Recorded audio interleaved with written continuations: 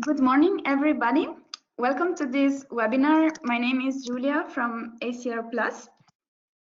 Before we start, before I give the floor to our moderator, I just want to give you some technical instructions for this session. So you will be in a listen-only mode, so you're not allowed to speak, but you can interact with us and send us questions through the question bar that you have in your control panel. There will be a Q&A in the end, but feel free to send questions anytime, and please send them to Susanna, who will be moderating. You can also use the chat for technical issues that you might have, or just for sharing information with the audience. And in case you also want to speak yourself and address a question directly to a speaker, you have the possibility to raise your hand. There is a little icon in your control panel. That way you can notify us, and I can just open your microphone to speak. We can now start. Thank you for being here, and thanks to all the panelists already. I give the floor now to Susanna Tatakova from Phoenix, who will be facilitating and also presenting the RE4 project. Susanna, please, you have the floor. Go ahead. Thank you very much. Good morning, ladies and gentlemen. I'm very glad to welcome you to the webinar of the European Research Project RE4. This is the third webinar in the series of 4. My name is Zuzana Taťáková, and I am representing Phoenix N.3, dissemination and exploitation leader of the RE4 project. Today we have 7 presentations on the topic of how to build a fully recycled house. I encourage you to watch the previous webinars. We have them recorded, and you can access them on our YouTube channel and on the RE4 website. In our first presentation, I will introduce the RE4 project.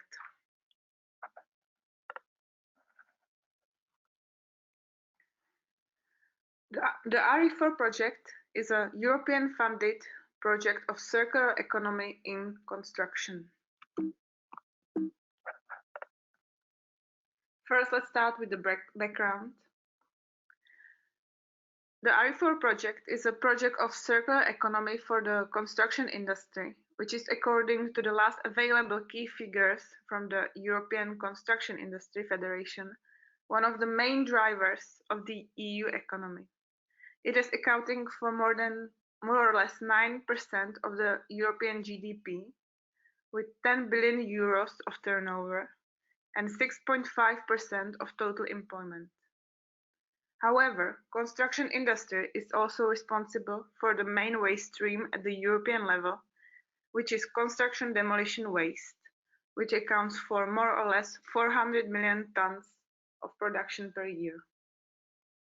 The interesting point is that quite a lot of CDW waste can be recycled in high-grade application, but they are very often confined to low-grade applications or are landfilled. Moreover, there are other materials from construction demolition waste, which are wood, plastics, glass, with very high recycling potential, but which is unexploited so far. That is why in this scenario, the European Union set up a challenge of the development of energy-efficient building concepts using new or adapted prefabricated components, allowing the reuse and recycling of different materials and structures while reducing energy use and minimizing environmental impacts. And they also set up the targets of minimum share of recycled materials in final products of at least 10 to 15%. This challenge was taken up by the RE4 project, which has developed a fully prefabricated, energy-efficient, easy dismantleable and reusable building made of concrete and timber components and containing up to 65% by weight of CDW, derived materials and structures.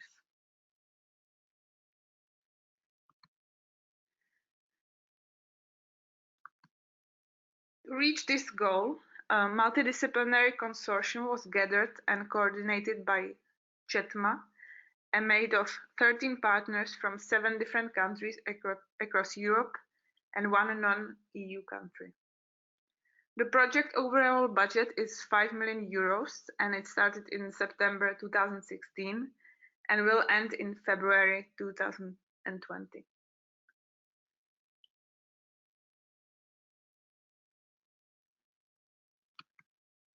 Moving on to the RE4 concept, there are 4 main pillars supporting the project. 2 of them, they are in the middle, are technical. The maximization of CDW recycling and reuse in terms of recycling, RE4 has developed advanced CDW sorting technologies to improve the overall quality of the CDW-derived products, as it is one of the main constraints for growth of the quality when compared to virgin materials. At the same time, RE4 has also fully exploited the recycled potential of lightweight fraction from CDW, which is currently unexploited. This project has been supported by the comprise assessment of each sorted fraction against relevant national and European specifications, with the definition of new quality classes for CDW-derived aggregates, with the aim to support the development of new standards in the fields of construction and demolition waste. The recycling potential has been verified with the development of a set of RE4 materials and prefabricated elements, incorporating high ratios of construction demolition derived materials. The RE4 aims also to improve the state-of-the-art recycling rate from 80 to 95%, and to improve resource efficiency in terms of virgin material replacement of at least 65%. In terms of CDW reuse, RE4 has developed a new sustainable strategies for the assembly and reuse of concrete and timber structures and elementary components that reach the end of their service life. The project has developed innovative design concept for a fully prefabricated, easy dismantleable RE4 building with up to 90% of reusable structures. The concept was designed in such a way that multiple applications for different building typology, for example residential or commercial, will be easy to implement. The elements have been designed to be tailored to different climatic and structural requirements in Europe and outside of Europe. The CDW management and other non-technical barriers have to be taken into account as well, and RE4 has contributed to stakeholders and engagement, supporting tools, business opportunities, certification and standardization, life cycle analysis, and support for students and new technical profiles. So the question is it possible to build a fully recycled house? The RE4 project answers yes. Nevertheless, it is crucial to adopt a circular approach and to address all the main steps of the construction process. That is why the RE4 project has developed solutions in terms of design for reusable buildings, the construction strategies, CDW sorting, CDW quality assessment, development of material and prefabricated components incorporating a high ratio of CDW, tool for support of all the actors of the CDW management. All of the RE4 solutions have been demonstrated and validated in real environment in 4 RE4 demo buildings. On the right side, you can see the Spanish RE4 demo building, which is a 2-story building made of prefabricated concrete and timber components, fully reusable with the replacement rate of virgin material in the range of 50 to 85%. In terms of figures, the RE4 project has developed a set of statistics, both lessons learned and recommendations in terms of CDW management. 4 new technologies in terms of construction, sorting, design, and digital management, 6 new solutions at the material level in new quality classes for CDW-derived aggregates, and 5 new materials incorporating on average 78% of CDW. 8 new components, both structural and non-structural, incorporating on average 82% of CDW, and 4 demo buildings, 2 for new construction and 2 for renovation. The RE4 project has also tried and is currently working on sharing as much as possible of these results, as we know that the transition from linear to circular economy in construction has to be promoted at all levels of the CDW management value chain.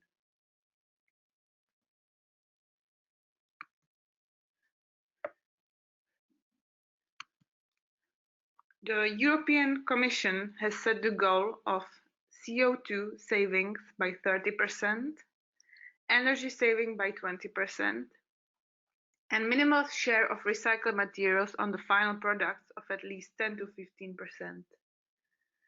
On the right side, you can see the RE4 answer and the results.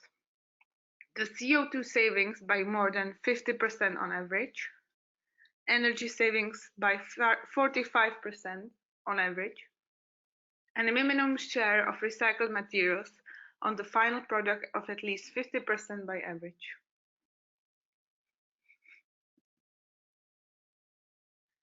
To conclude, the RE4 project has demonstrated how CDW-derived materials and structures can be effectively reintroduced in the production cycles of concrete and timber components with replacing rates 50 to 85%. Moreover, from a technical point of view, a fully prefabricated 100% reusable building is now a reality.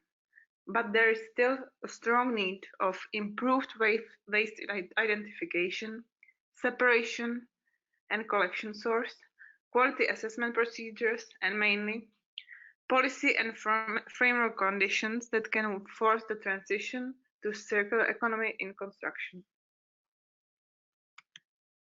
Thank you very much for your time. And now I would like to introduce our first presentation on a demo building. Our first presenter is Maria Casado-Barraza from Acciona. Maria has been working as research and project manager in the concrete group of Acciona since 2008. And her professional experience is focused on the use of CDW for construction materials, the increase of concrete structures durability, as well as management of EU-funded research projects, mainly related to circular economy applied into the construction sector. So I give the floor to Maria, who will present the demo site in Spain. Thanks, Susana, for the introduction. Hello, good morning. I'm Maria Casado, and I work as project manager in the Technological Research Department of Acciona Construction. My talk is about the demo in Spain.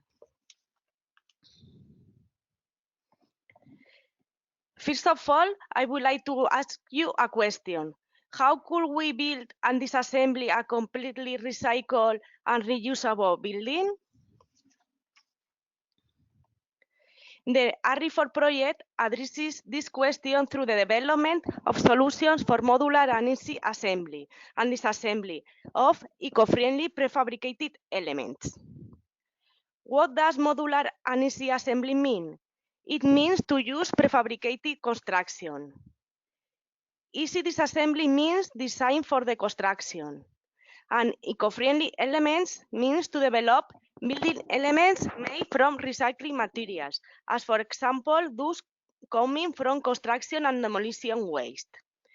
These 3 targets have been covered along the project. Here we have an overview of the 4 demo sites.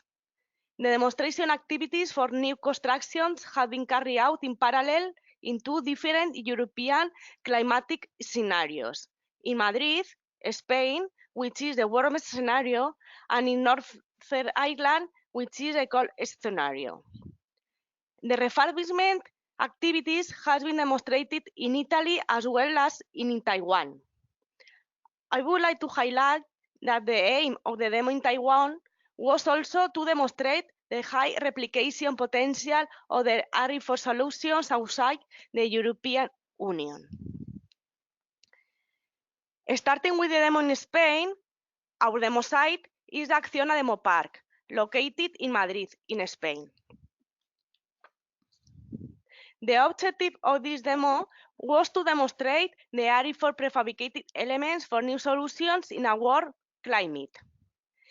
Here on your right, you can see the RE4 pilot building. It was designed as a two-story building with a precast concrete frame of a single column and 4 beams, with a set of bearing and non-load bearing prefabricated wall elements. The prefabricated wall constructions, omitting any openings and assuming standard surface heat transfer coefficients, equates to a U value of approximately of 0.30 watts per square meter Kelvin, which is more stringent than the maximum U value established by the Spanish legislation, which is 0.66 watts per square meter Kelvin. This table shows the list of the RE4 prefabricated elements based on concrete and timber, which were installed in the demo building. The replacement rate of natural material with recycled material range from 50 to 100%. In this list, you can see both structural and non-structural elements, like column, beams, wall panel, slabs, sandwich panel, block wall, internal partition wall, as well as the RE4 ventilated facade made of insulation boards and extruded tiles.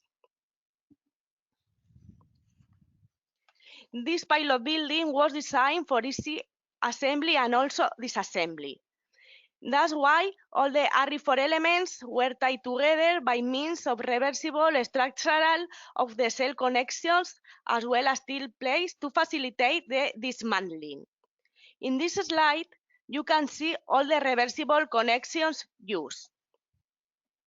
The wall panel was joined to the foundation by means of wall shoes cast into the bottom part of the wall at the fabrication stage. Anchor bolts were cast into the foundation. Concerning the column to foundation connection, the column was joined to the foundation in a similar way.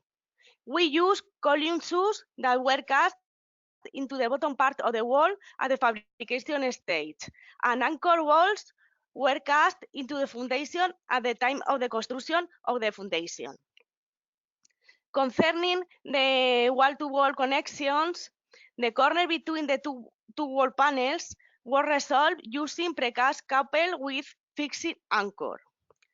For the connection between the wall and the beam and the column to the beam, we used PC corbel cast in the wall or column, which is counterpart PC beam sub cast into the beam. And finally, the slabs were supported by a steel plate fixed to the wall panel on one side and by the corbel of the beam on the opposite side, strengthened by anchor bolts. Here you can see some pictures of all the RE4 elements with the connections embedded at the fabrication stage, ready to be installed in the Acciona demo site. You can see the wall panels, the beams, columns, solid floor slabs, the sandwich panel, blocks, the timber facade panel, the wood insulation panels, internal partition wall, and also the extruded concrete tiles.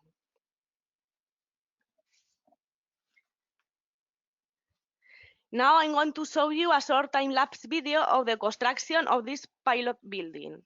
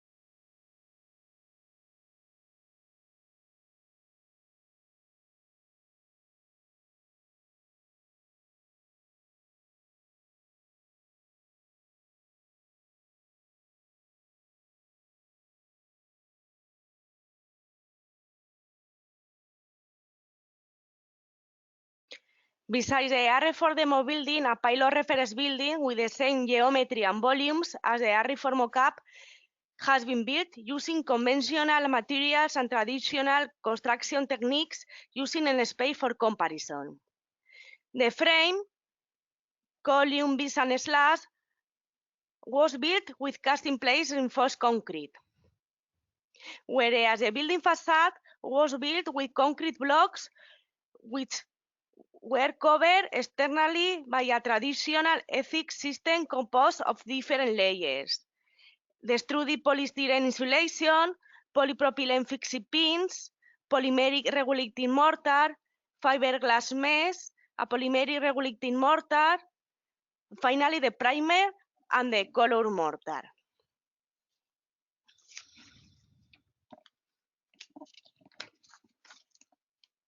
The construction time of the RE4 prefabricated building was 14 days against 36 days that took to build the reference building. Currently, these two pilot buildings are instrumented with a range of environmental sensor and energy monitoring equipment aimed at monitoring the outdoor and indoor conditions that affect the environmental and energy efficiency performance of both pilot buildings.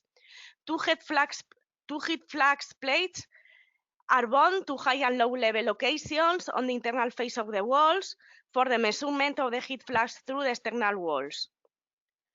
Also, surface temperature sensors are used to monitor internal and external surface temperature of each wall. The external temperature sensors are shielded from the sun using white half-round guttering and brackets. The ends of these heat shields are left open and at the top and bottom to maintain ventilation over the sensors. Moreover, one relative humidity and air temperature sensor and one globe radiant temperature sensor are mounted on a tripod at the center of each floor. The energy consumption due to heating is measured with an energy meter log via a fan heater. In addition, the external environmental conditions are monitored and recorded by a central weather station and a pyranometer placed on the roof of an RV building at a height of about 3 meters from the ground level.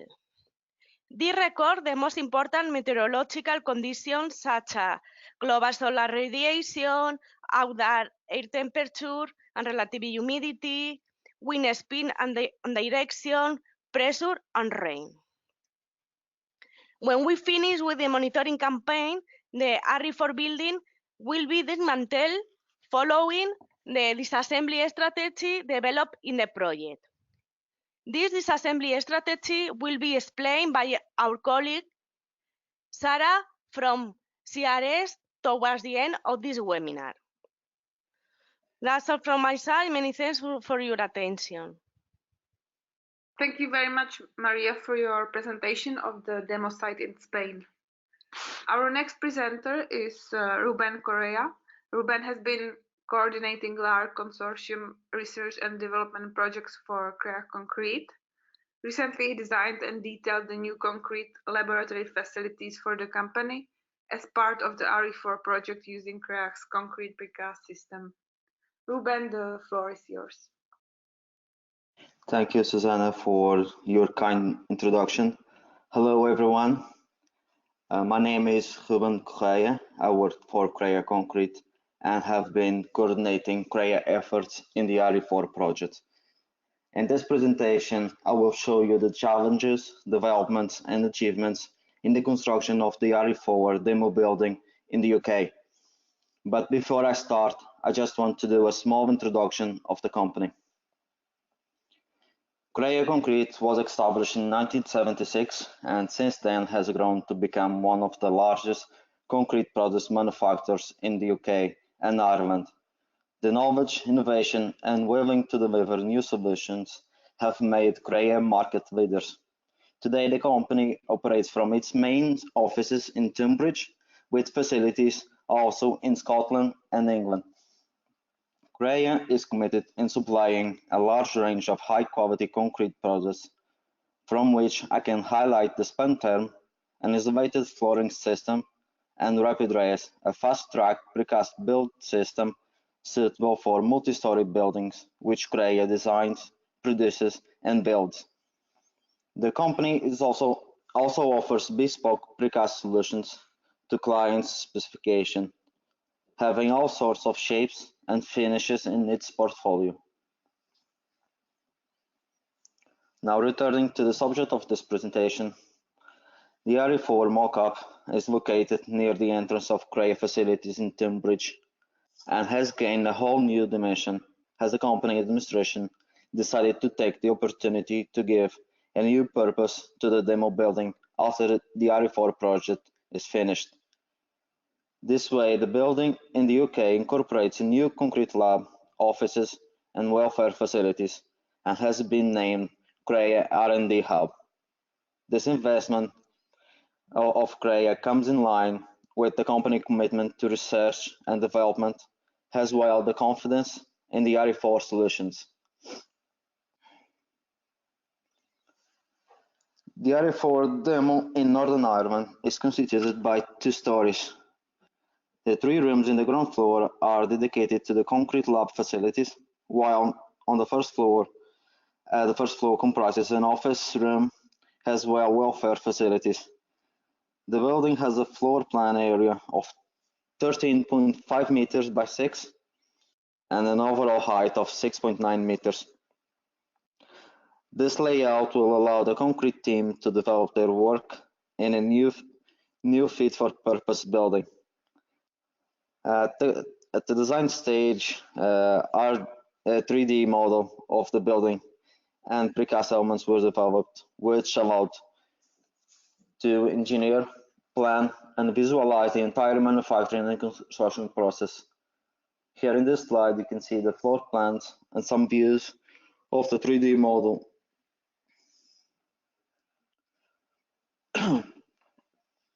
The precast concept used is based on CREAGH's RapidRes panelized system, the RapidRes.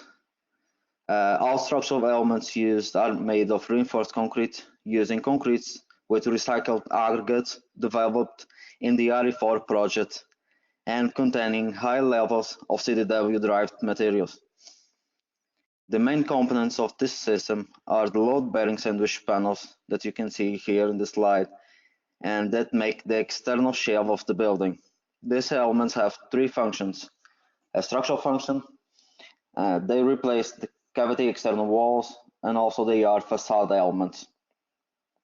Each sandwich panel is comprised of a structural inner layer with 15 centimeters and an architectural outer layer. In between these layers, there's a 100 mm PIR isolation board, making these walls achieve a U value of 0.2. The elevated floors of the building consist of the so-called homespan precast slabs, which are structural hollow core planks with a depth of 15 centimeters, and in this case they span the entire width of the building and unload into the sandwich panels. The first floor is accessible by 2 external precast staircases in order to free more space inside the building. Both of these staircases are divided in 2 flights with landing, and they are supported by a steel frame structure. All structural elements are tied together using grouted connections. This type of connections use a combination of shear key details, embedded wire loop boxes, and grouting pipes with rebar to link all elements. All joints are grouted in situ using high-strength grout or concrete, and all structural calculations for this building, for the elements and connections, were done according with the Euro Code 2. In the pictures here, it can be observed 3D details of the connections that I'm talking about.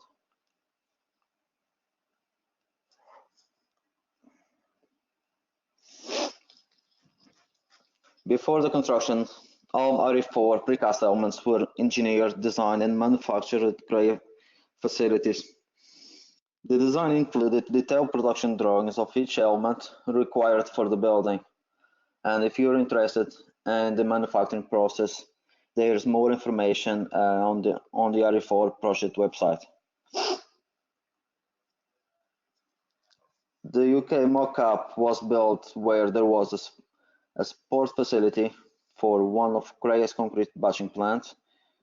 So it was required to demolish an auxiliary building, relocate a water tank, machinery, and other electrical equipment. These demolition works were carried out to maximize materials separation and recycling as part of the culture of the RE4 project.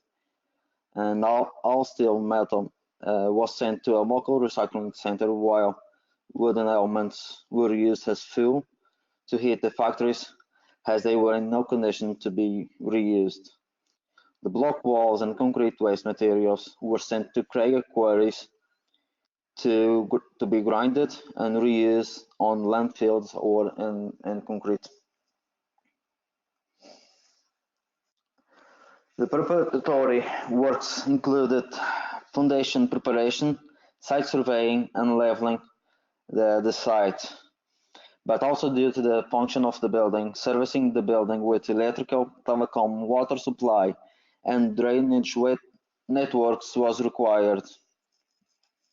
The construction of the UK demo was planned in detail using sequence of work plans, construction, and temporary work detail drawings. Lifting plans, method statements, and risk assessments were also carried. This way, all construction activities were planned to prevent errors and safety risks. On this slide, it is possible to observe examples of drawings and sketches taken from the lifting plans on the top right corner, temporary works drawings on the right, and then some M&E and construction detail drawings on the bottom right corner. On the left there, it's possible to observe precast sandwich wall panels being delivered to site according with the construction sequence. The foundation ground was in good condition, and an in situ foundation slab was cast. The reinforcement on this slab, starter bars, grouting pipes, and connections walls to foundations were put in position and aligned with the new building layout and precast walls, as you can see there in the pictures.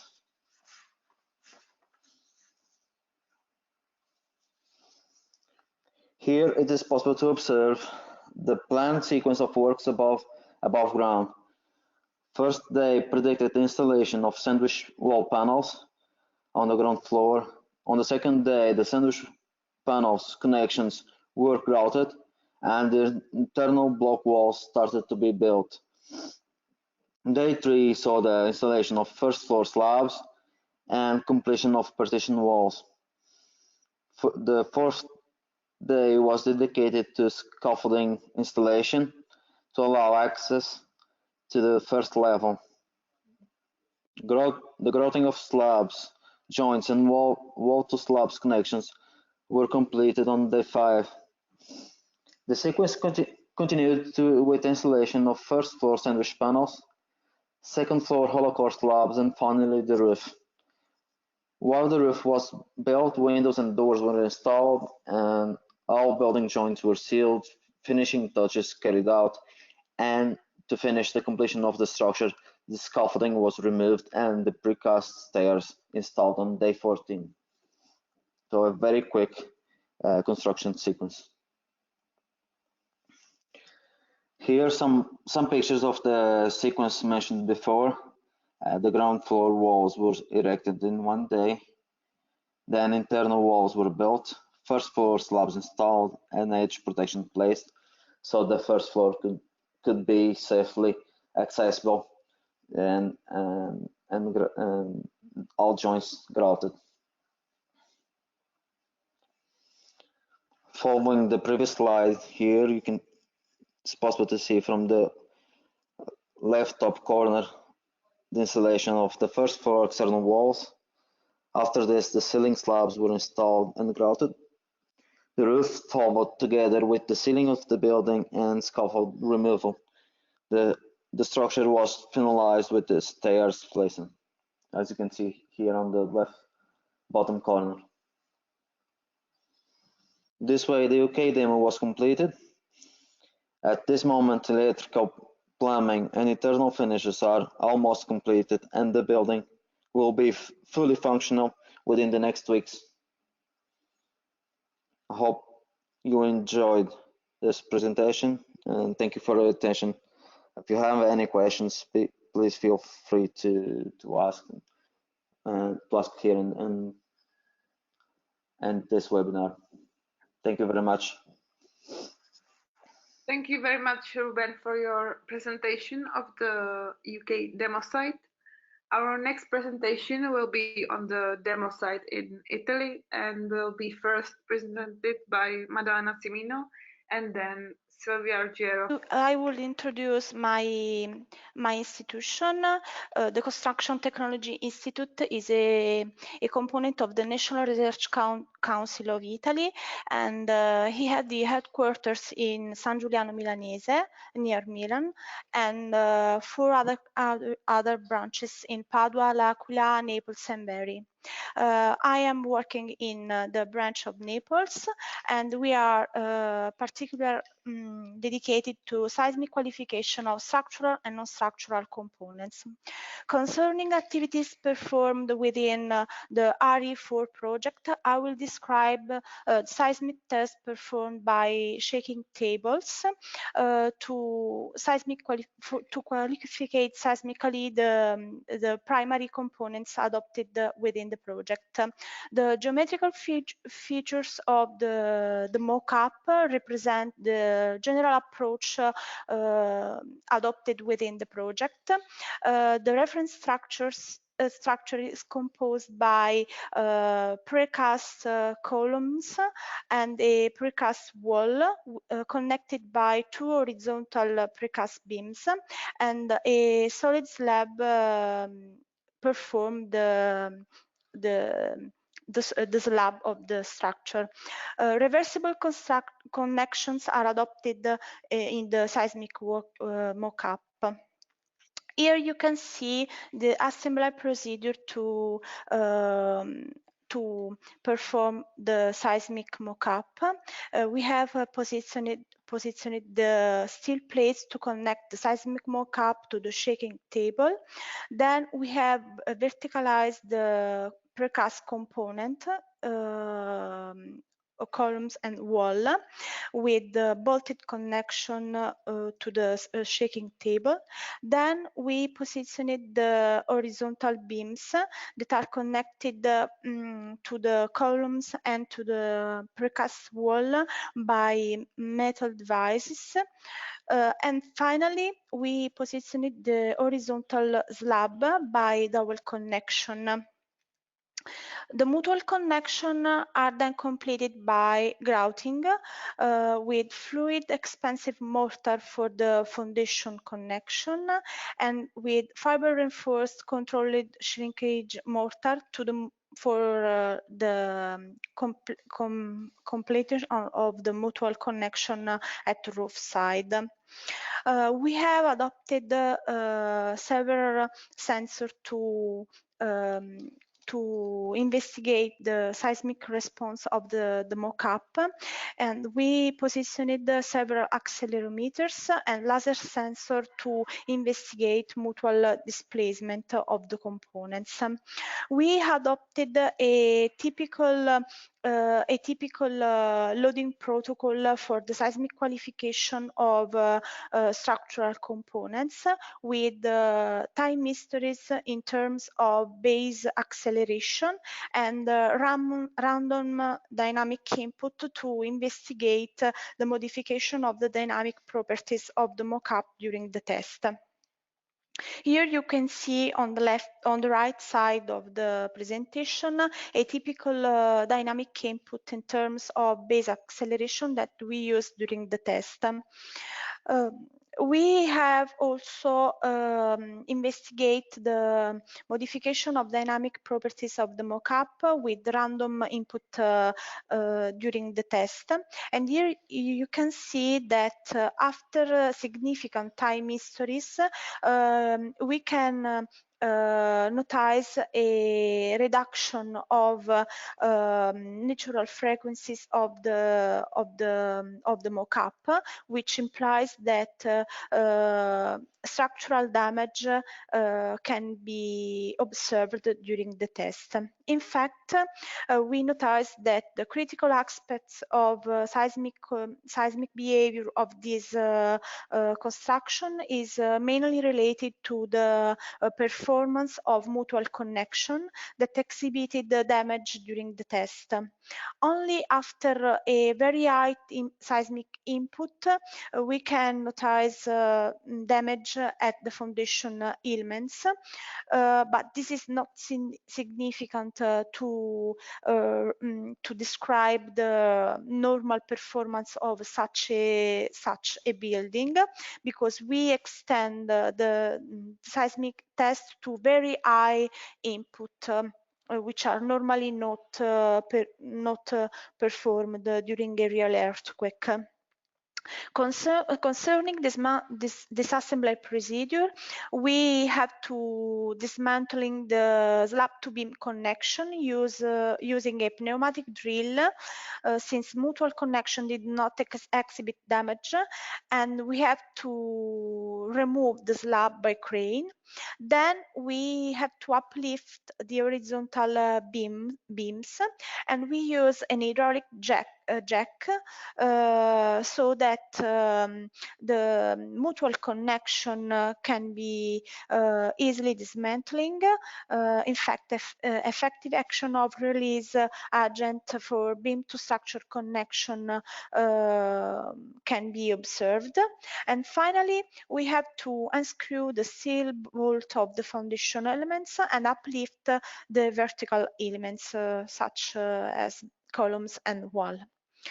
Finally, we can underline that the precast components, including CDW, exhibited a very high performance in terms of seismic behavior. Only limited damage can be observed at the level of mutual connection and at the level of column foundation elements. Critical behavior can be observed concerning the seismic performance of mutual connection, since they exhibited since from medium input level a hinged behavior that is not expected for the design approach. And finally, concerning the disassembly procedure and the components reusability, we can see that observing detailed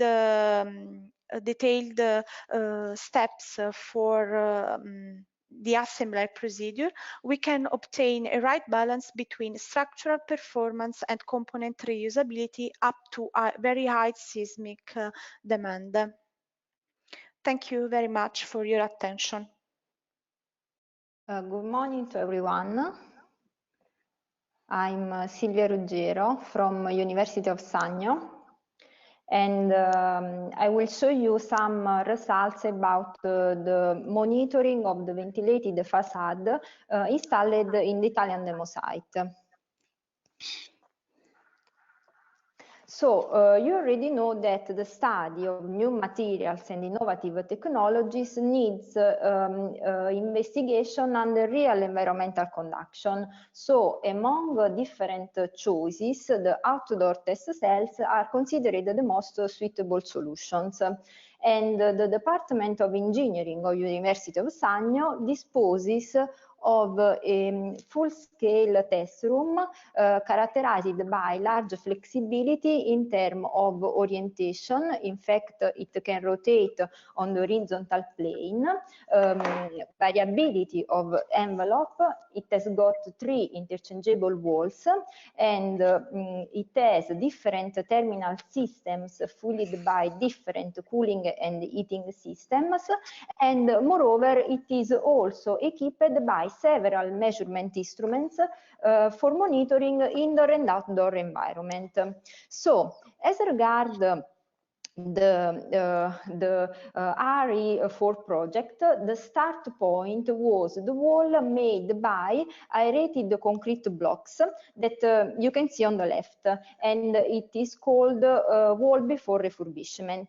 It is considered a reference configuration representative of the European traditional building stock, and so an opaque open joint ventilated facade with recycled materials have been designed and installed as Maria shown before my presentation. And so here you can see the picture of the installed facade with the aim to improve the thermal performance of the existing wall.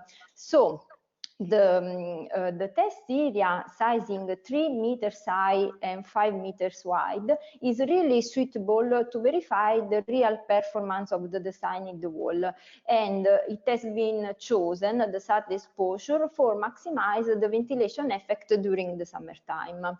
The final layout of the multi-layered wall and the thermophysical characteristics of the materials are reported in the table from inside to outside, and you can see that the ventilated facade applied to the wall before refurbishment is made by 14 centimeters of insulation with extruded wood scarps and an air cavity of 10 centimeters and a cladding system made by extruded concrete with construction and demolition waste. So after the installation, a continuous monitoring from the last June until now has been carried out, and as regards the monitoring at the wall level, the sensors used are surface temperature, heat flux, air temperature, and solar global radiation, which positioning is shown in the cross-section of the wall. Moreover, also the indoor and outdoor environmental conduction have been monitored, and all data are simply there each 10 seconds, and their acquisition happens in the same time. So, as regards the winter results, here I report some temperature variation across different layers of the wall for a period in which the active system were turned off, so free evolution period, and a period in which there were fixed indoor conduction. During October, there are different results from the day and the night time due to the outdoor weather conduction and not fixed indoor environmental conduction. But if we analyze the results of December, we can see that if we take into account the mean reduction of surface temperature due to the air gap, we can see that the outside surface temperature increases through the air gap. So it acts as an additional insulating layer in winter, and the ventilation does not start. In fact, we measured the airspeed that it was around 0.02 meter on seconds. Moreover, the impact of the insulation on the total temperature drop goes from 40% during the day and 56% during the night, if we analyze these other data.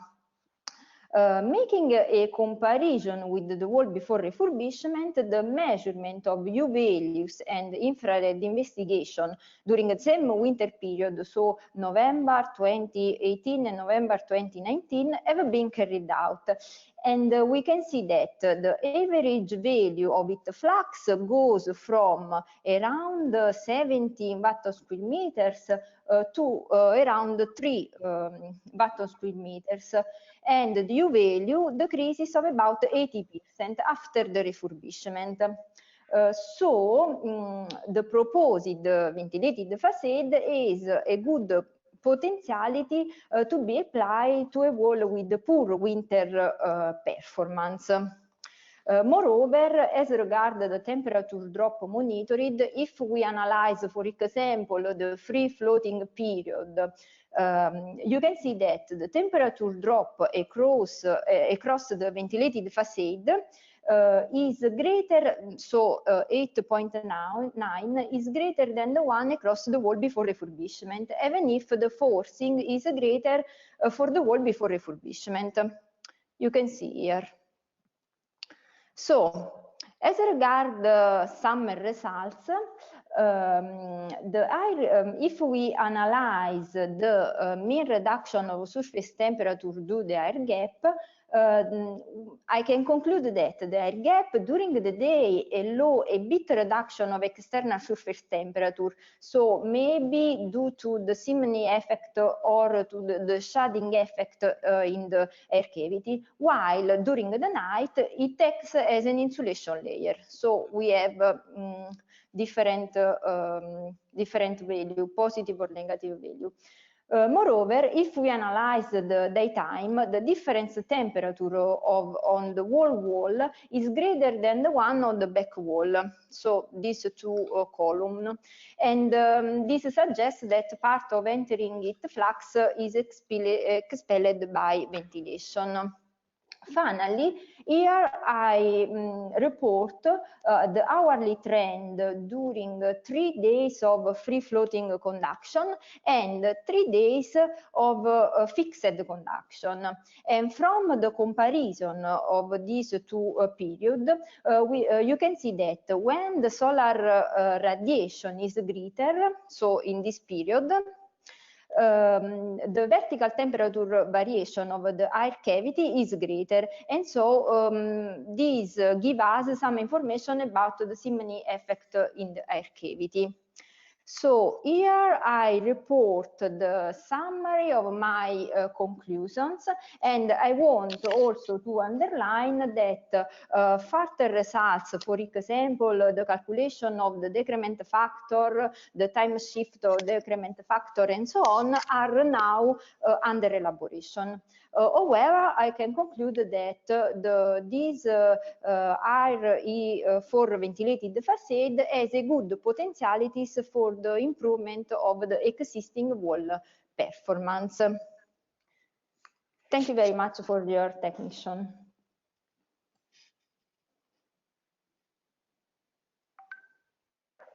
Thank you very much for both presentations. Our next presentation will be on the demo site in Taiwan, where the reproducibility was demonstrated outside of EU. And the presenter is Vo Duihai from National Taiwan University of Science and Technology. The floor is yours. Hello, everyone. My name is Vo Duihai. I come from Vietnam, and now I am a postdoctor in National Taiwan University of Science and Technologies. So today I will present how to build a fully recycled house replicability in Taiwan as a demo site at the EGA House. So my presentation includes 3 parts. The first is a design of the CDW SPC panels. The second, installation of the demo sites, and the third part is temperature performance at the demo sites. And the demo site installation at EGA House, we can see on this page. That's where in Taiwan we will install the 2 panels on the two positions as with a different direction. The first position was so for the sink with strand side on the surface of the panel, but the second position is the sun will not directly assign into the surface of the panels, and the panel will attack on the ovals with some connection by the entrance. So for this figure, like this one, and between the oval and the CDW panel, we have the gap around 2 cm, and the gap will install with the thermal insulation to prevent the effect of the outside temperature to affect onto the thermal detector. And the panel dimensions with the height to 3.1 m, the width around 1.2 m, and the thickness around 0.15 meter. And the thermal detector will attack at 3 points per panel, the outside of the panel, between the gap and the inside of the oval to observe the temperature performance at the EGA House. And the concrete mixture was used to produce the panel with the CDW, the compression strength around 30 MPa as 28 days of curing. And the concrete mixture design will show this table with the slag content around 75% of the cement parcel replacement. The water to bite ratio at that 0.4 and around 40% CW as the fine and coarse aggregate was replaced to natural aggregates by volume. And the concrete was designed by DMJ methods with which were developed by Professor Huang in Taiwan Tech. The concept of this method is using the flat to fill into the voids between the between the fine aggregates, and using the fine aggregate and flat to fill into the void between the coarse aggregate particle. And based on that, we can find the ratio of flat and the sand and the coarse aggregate with the highest density of the concrete mixture. And in this result, we can see it's a really high workability of the concrete mixture, also the really good compression strength of the concrete specimen, and especially the concrete used in this panel with a low cement content, lower than 300 per kilogram per cubic meter, and the strength is around 30 MPa, and really good durability of concrete panel with the around 4,100 for the UVB result, and the electrical surface resistivity is higher than 20 kilo per centimeter, and the RCBT result is lower than 2,000 columns at 28 days of curing. And to produce the concrete panel, we use the steel reinforced design with the diameter at 6 mm and the step around 100. And the concrete panel will attack on the steel frame, and the steel frame will connect with the supportive foundation, and the steel frame will emerge in the supportive foundation around 600 mm, and the panel will attack on the steel frame with the high roll 1,850 mm to measure the panel will stable under the strong wind on the earthquakes. And this is shown for the panel installation design with some anchor and some supportive foundation and some steel frame in the panel. And this is the agreement on the participation and cooperation between the NTUST with the government and NTUST with the Yali Concrete Company to permit the panel installation at the EGA House. And the panel installation procedure was shown in these figures. Firstly, the steel mold were designed and produced in Yali Concrete Company with some the steel reinforced here and some anchor, some connection here. And after that, the CDW concrete were mixed and poured into the steel mold.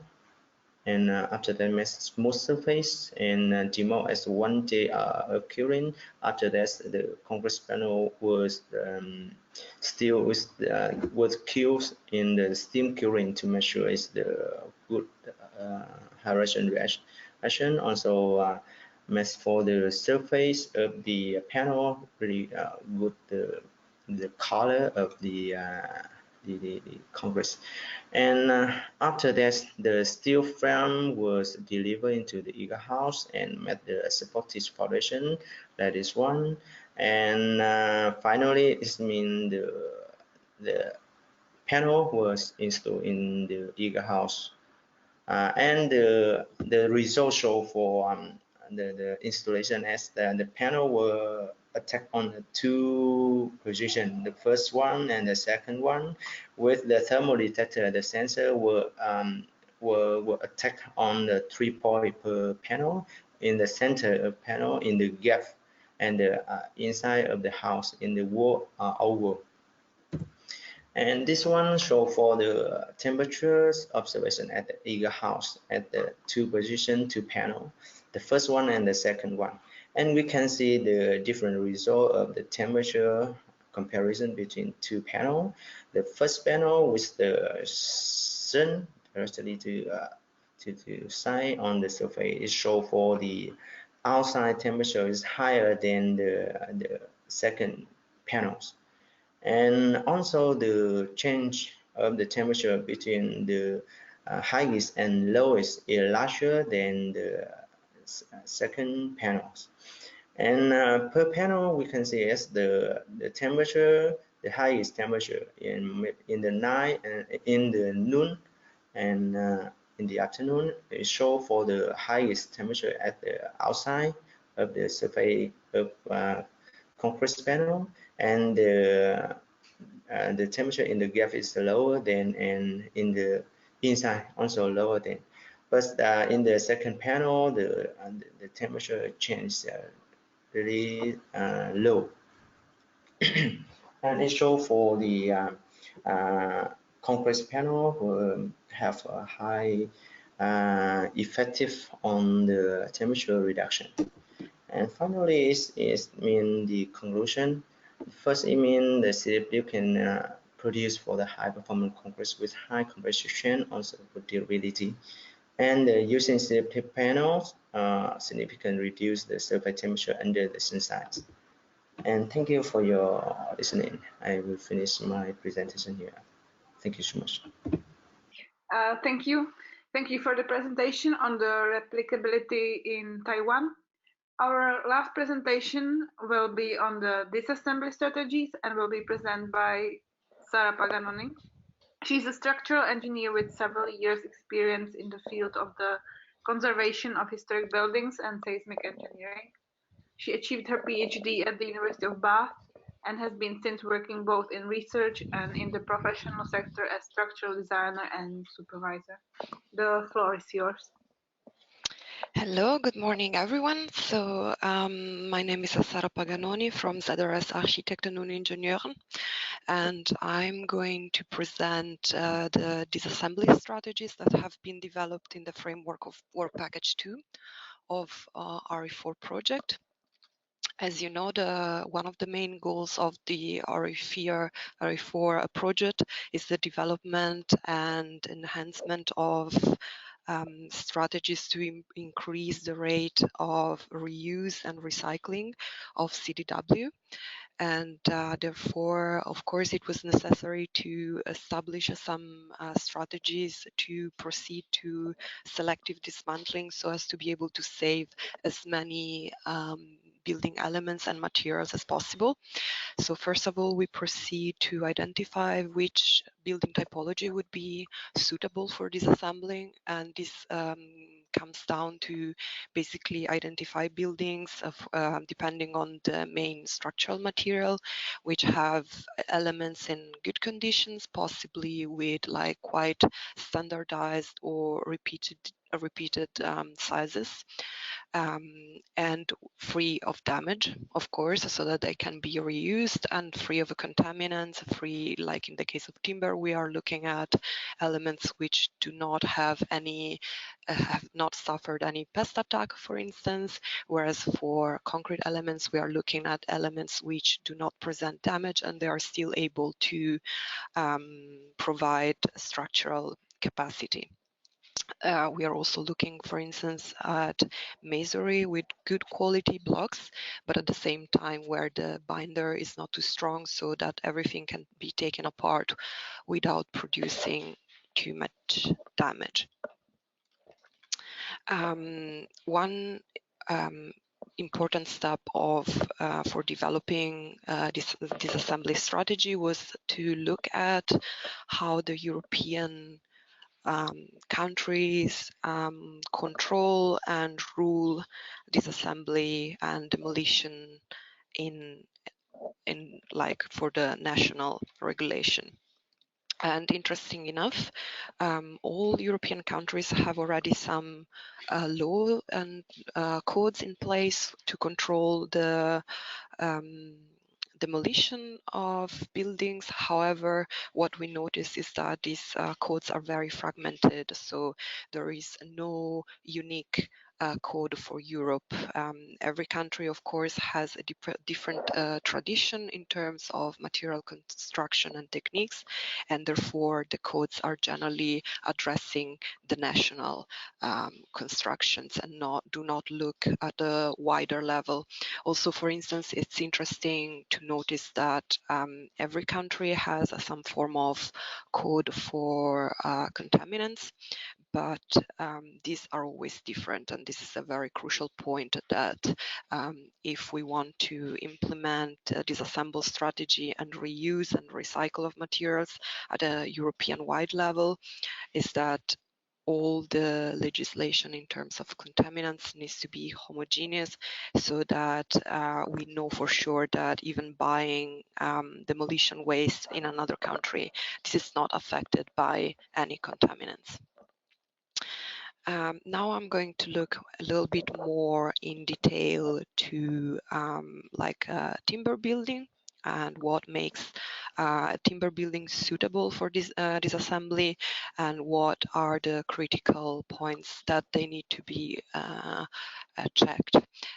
First of all, a very important thing is that timber elements need to be free of pollutants, for instance, wood preservatives or any other type of chemicals that could affect the reuse of the material, and or could be especially for old buildings that could now be considered damaging, either for the material itself or for the building occupants.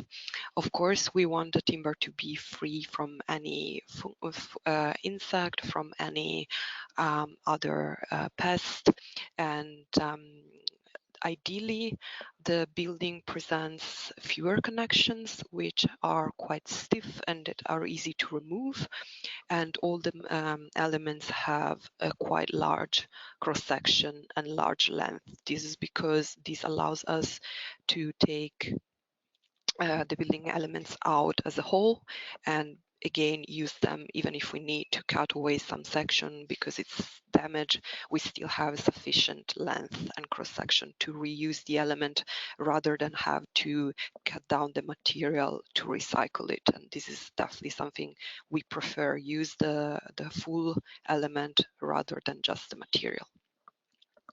In this slide, there is an actual example of dismantling of a timber structure, and starting from the top left and going down to the bottom right, it's the whole process. So of course, the first parts are sort of like just the envelope, the non bearing parts, and then they are stripped off, taking off all the nails or whichever connection was used at the time of construction, and the building is left, and then the roof. And basically the aim is to only leave the skeleton of the building without endangering the stability, and yet removing everything, and then remove from the roof down to foundation level. And here is a little table that sort of summarizes the different typologies of connection. Of course, connections are crucial in the dismantling process because they determine whether the elements can be removed with more or less damage. And in this table, we've tried to summarize what the different aspects are and to score them, so to clarify which connections are the most suited in the in light of disassembly. And for instance, of course, bolted connections tend to be very good for disassembly because you can take away bolts and pretty much reuse the connection, reuse the building element without any further modification, whereas anything that involves glue, for instance, is of course a little bit more difficult because it's hardly possible to remove the connection completely and reuse it. So it means that probably a part of the timber element will have to be cut away with, of course, a reduction in length.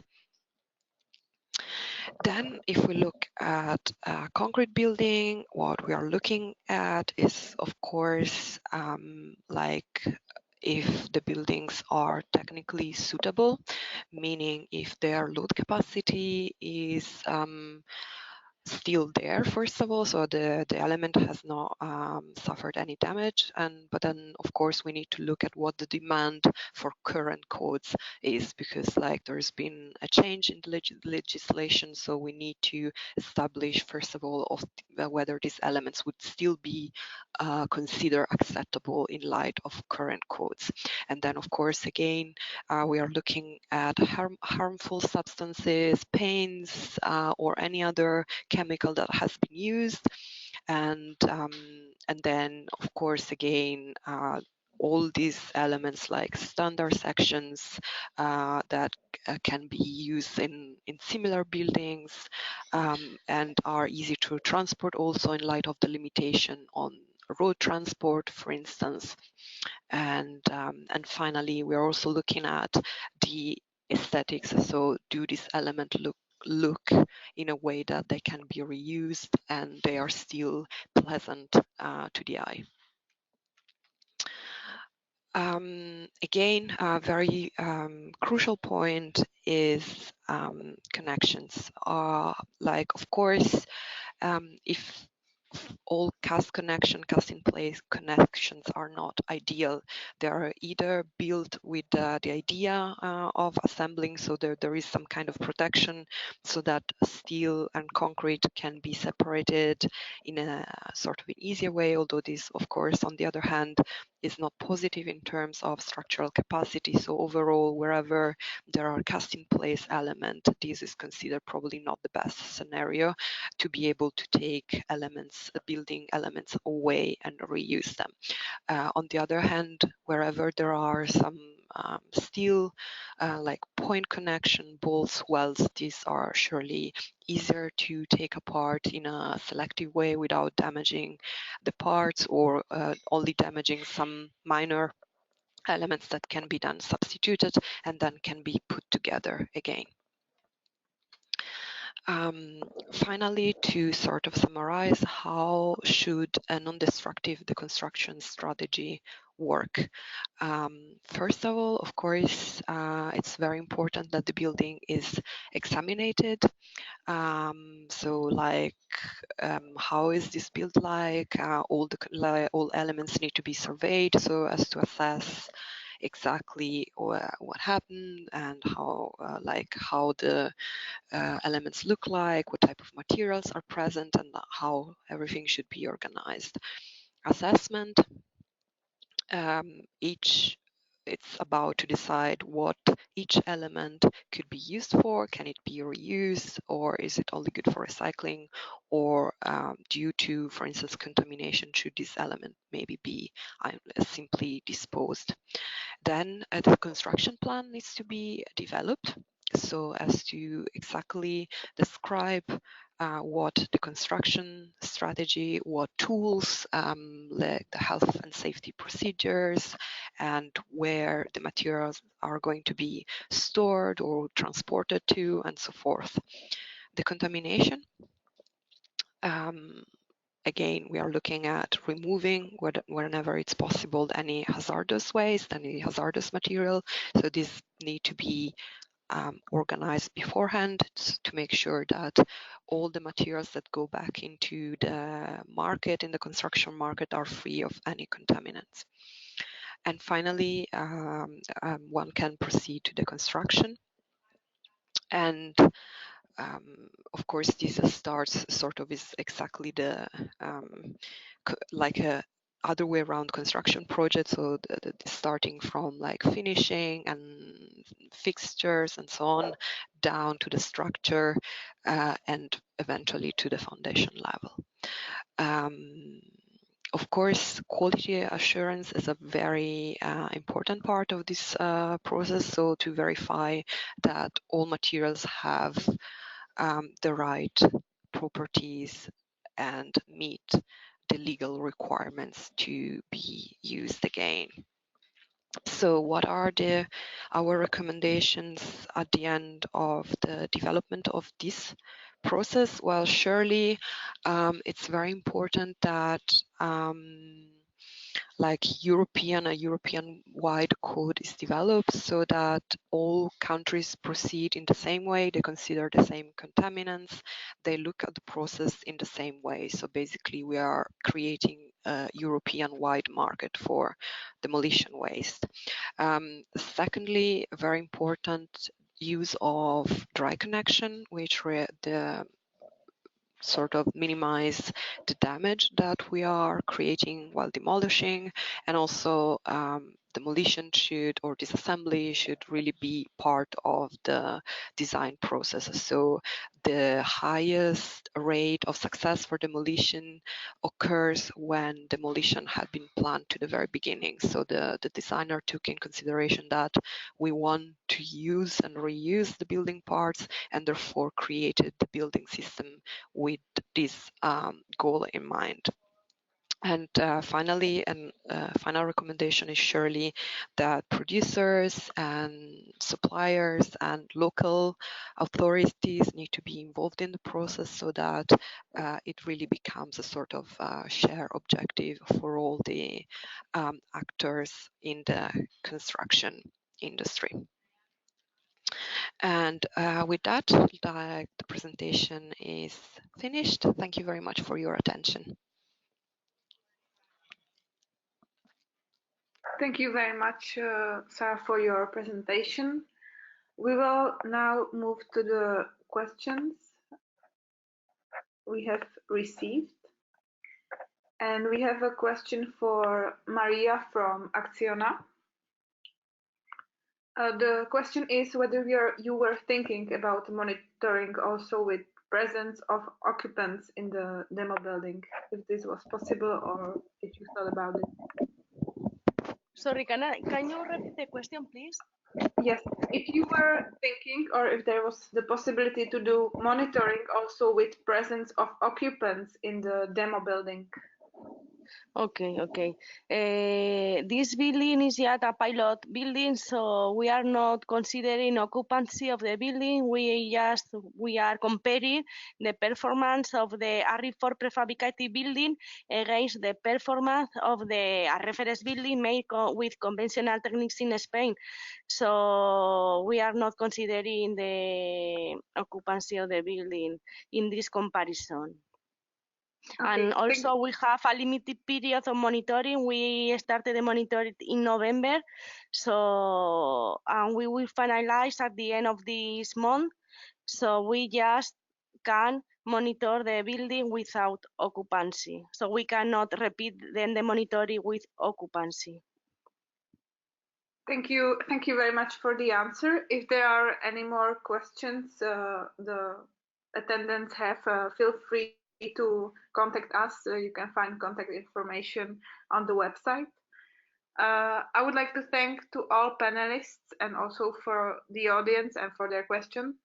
It was a great opportunity to hear from all the partners of the project. Special thanks to ACR Plus for technical support of the event and Phoenix team for organization. We would like to invite you to the last webinar on the topic of solutions for wide acceptance of CDW-based materials and components, which will be on the 6th February 2020. You will hear more details about the standardization, quality issues, public authority perspective, life cycle assessment, and more. You can register for free on the RE4 website in the section webinars, and you can also find the recorded webinars which were already presented. Thank you very much for your attention and have a nice day.